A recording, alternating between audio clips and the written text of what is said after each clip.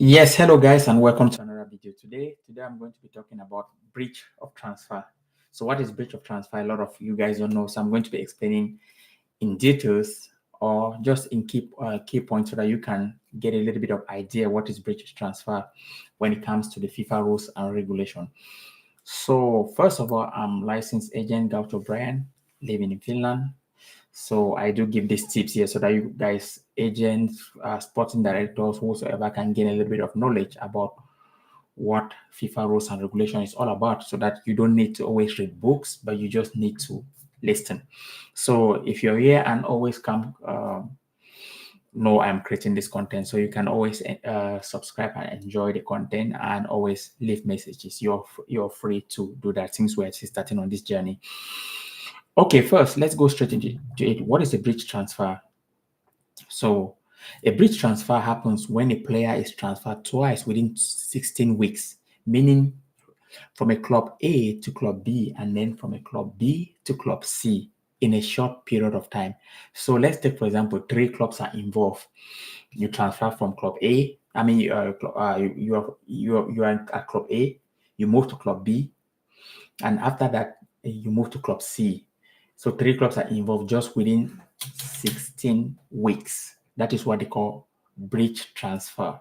So I'm going to go into details also to explain these things, the reasons. You're going to know. Don't worry, I know you're still confused now, so just chill. So what is the key point of this? It's often used to manipulate the system, like avoiding training compensation or take value in a player. So you're still confused, but I'm going to start breaking it down to you guys. So sit still and just listen. So why do bridge transfer happen? So again, first, bridge transfer are sometimes to avoid rules like financial fair play, training compensation, or to pack a player temporarily onto a larger club until the larger club is ready to sign them. So let's play a scenario. Let me give you. So I think you are going to start understanding from here. So a big club may not want to pay a training compensation. So let me stop here. Pap, what is training compensation? Training compensation is when let's take for example when a smaller club is developing a player, then or your club develops a player and sell to another club and sell to another club. Let's say you sell that player to another club. That very player, if another club, let's say, buy that player you sold, you receive training compensation for your formative years of that player. You understand? So each where that player goes to, you receive always money for you for build for forming that player or training that player within from 12 years, and training compensation happen from 12 years to 21 years. So this money, each transfer that happens, you're always going to get benefit from it because you actually build that player. So let's take, for example, any transfer that happened between from 12 to 21 years, you're always going to be receiving something. If a professional club, if that player's transfer to any professional clubs, you keep receiving money or whatsoever. Yeah. So that is training compensation. But now, stay with me. Now let's go again. So a big club may not want to pay training compensation, which means a big club may not want to pay that money that you have trained that player. So they have the player signed first by a smaller club who is like an amateur club. You understand? To bypass that money because then maybe if they take that, if they're a professional club, take that player, they are going to be paying huge money. So what the bigger club do is, I think I'm going to send this player to an unknown club where that training compensation or an amateur club where that training compensation is not going to have anything. I mean, they are not going to have anything because that club also has an amateur status. They are not going to pay. We are not going to pay for that training compensation, for example. Then after now that player goes to that smaller club immediately when that player is registered within the space of 16 weeks they sign that player. So that is what we call breach of transfer that has happened. So you see, it happening like that. And this happens a lot with the big clubs, that they see a good talent, a top talent. They don't they take that talent and send it to another small club. From that small club, they sign that talent. So what they do is they have a partnership with the other club. So they speak to probably the sporting director or the owner of the club and say, okay, we are having this top talent. So what you do is sign that player. We're going to give you money. So anyhow, sign that player. And once you sign that player, you're going to sell that player to us. Well, within 16 weeks. So now when they do that and FIFA investigate that, FIFA gets them there. That is what we call a breach transfer. So let's go to the next. So how does FIFA view, what's FIFA's view on this breach of transfer? Because maybe me explaining it as a FIFA agent, I understand, but many people will be thinking that what's the problem there, as long as the business go. So FIFA considers breach transfer illegal when they are done to deceive the system, because what this happen is you don't actually pay the club you don't actually pay the club who has been training the players for so long through his formative years.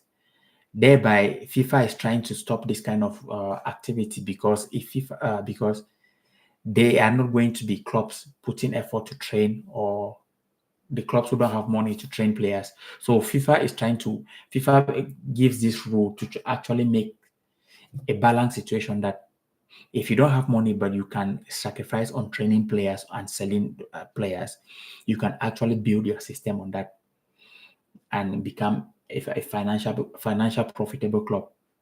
That when you sell player, the moment that player keeps moving to different clubs, you are going to get money, always a training compensation, which they call it training compensation. I'm going to give an example.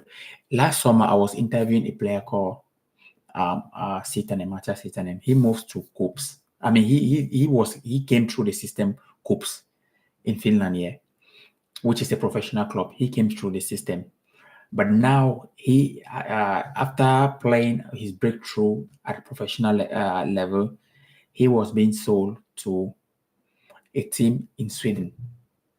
So now this team in Sweden, because the player, when I interviewed him, he said his aim is to play in the Premier League. His role model is like Rodri. He wants to play in the Premier League. So now, if that player moves, Arsenal were involved. I heard rumors that Arsenal were involved in him whatsoever. Some clubs in Premier League have been looking at the player, the talent. But anyways, for the sake of this video, let's go straight to the point. If a club in the Premier League comes to buy that player, now KuPS, his original team from Finland, gets a very huge training compensation. So you see how training compensation works, because until the guy turns 21, because he is actually 18, he'll be 18 now, I think, if I'm not mistaken, because when I interviewed him, he was still 17. So now he'll be 18. So KuPS will be thinking, his first team in Finland will be thinking that they'll be wishing that now let another team sign him. When another team sign him, they are going to get a huge, and if they sign him for a huge one, they are going to also get a training they're going to get training compensation. That's the benefit. That's what we call training compensation. So this is what FIFA has. This is what FIFA wants this rule to keep paying those people training young players. So this is what I had to tell you and to explain to you guys about training compensation and the risk of training compensation. Also, the risk are the player might get the player might even the player doesn't know what is happening, but if you're not careful, because FIFA, there might be a lot of suspension in this that might affect you, even mentally or everything, So so as an agent, the only thing I can say is don't be involved in this kind of deal, because if you're involved in this kind of deal, it's going to be a problem for even your player. He might not trust you if he finds out that this deal, you're doing this stuff kind of deals. So you have to keep learning to improve and know that this kind of things you shouldn't be involved with it as an agent. So that's the idea I wanted to give you guys. about training compensation. I mean bridge transfer. Sorry, I just had to explain about it. Bridge transfer. Yeah. So, yeah, good. And I had a message from here. Story behind bridge transfer. The story behind bridge transfer from the message here. Bridge transfer, as I said, bridge transfer, yes, came from FIFA. FIFA is always trying to make the system look balanced, in the sense that, let's take for example, there are clubs who have no money, but they produce young, very good talent. So that's FIFA's own way of rewarding those kind of clubs. For example, if an amateur club who has no money, let's take for example, has no financial money, and they can always go scout a lot of players and come and train those players. And when the big clubs come, they sell those players to those big clubs. They get money from there. But the thing is, they will be also hoping that those big clubs sell those players to different clubs, because when those big clubs sell those players to other clubs, they start also receiving percentages of those money. I mean, of the benefit of that player. That is what we call training compensation.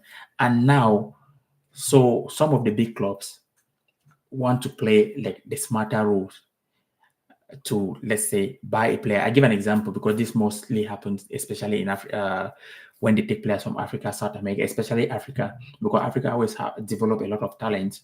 So what clubs in Europe sometimes they do, that they are very smart, is that they go to a team that produce, let's say, an academy that produce very good players, and they tell the academy that, okay, you are going to send this club, we want this player, but we want you to say, we want this player, but they speak to another smaller club in Europe to instead go after the player. So when the smaller club go after the player, now the smaller club goes and buy the player, and then by not paying huge training compensation, after buying that player, immediately that club sells that player to the bigger club, thereby bypassing the FIFA rule of training compensation. So you see how the system works. So, but now when FIFA now goes to see because when you sign a player, you're going to must register it in the transfer system, the ITC. So you're always going to register everything. So if FIFA now start checking the books and they see that, hey, why is this transfer within 16 weeks happening? Then now when FIFA start to investigate it, they discover that, hey, something fishy has happened here. That's where the FIFA finds out that, okay, this is a breach of transfer. So this is how the rule works. But as an agent, if you always don't do this kind of strategy, because the club involved, you're going to pay a huge fine when FIFA catches you. There are always huge consequences for this kind of thing.